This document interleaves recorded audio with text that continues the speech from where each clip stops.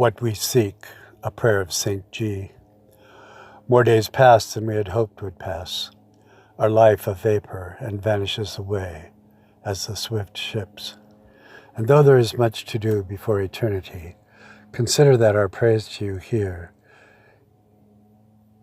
is unseen and unforced, competing with our cluttered lives. Of leisure and purpose in worldly business, we're given much time.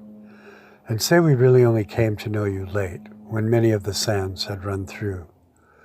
There is value in the recherche du temps perdu, the revisiting remembrance of times past.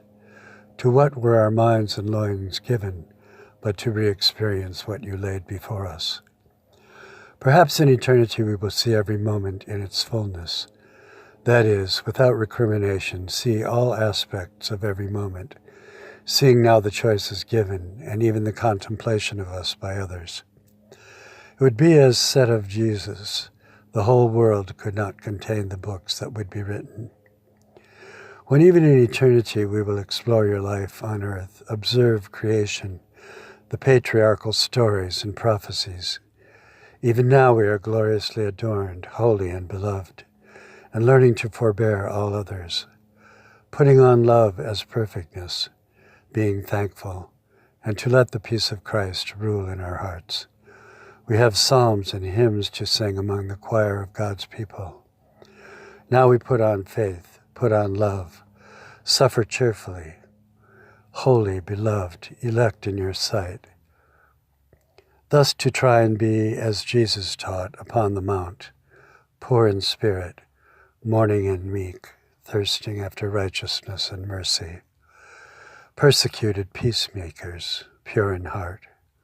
For we are salt and light, favored by you to do your will.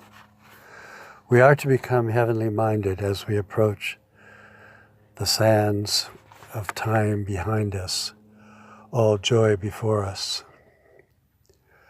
Your hand is stretched out through vast distances of space and time, and we draw to ourselves things beyond, far beyond, so that they become actual to us. Firstly, we give ourselves to understand that the worlds were framed out of nothing. Then we see by Abraham that we are able to offer you acceptable sacrifice, by Enoch, translation to heaven, by Noah, a sinful world destroyed.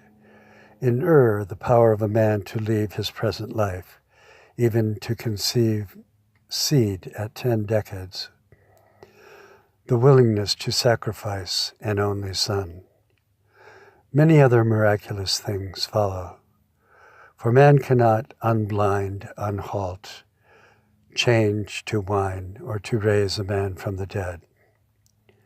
And as we are weak, we are to compensate by the vision of him who is invisible. We have no sixth sense for what lies above the common plane of life. Yet we are placed among the goodly company of patriarchs and prophets and saints, of whom the world was not worthy. Your promises pass through them unto us.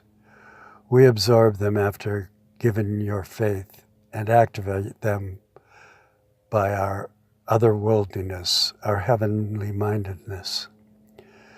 We sojourn in life as Abraham did sojourn, in a land not our own.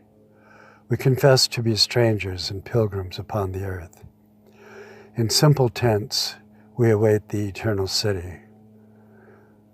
We have no concrete knowledge of the heavenly world. Life and immortality and all the powers of the world to come have been opened to us by Christ, the Son of the living God, God himself. The core is not in what we relinquish, but in what we seek. We are in an upward flight to you by believing you. We blunt our natural desires and take on a stronger pulse of life. Passing by in the sands of time are storms and stress and doubt. We have come to believe that Jesus is the Son of God and Savior of the world.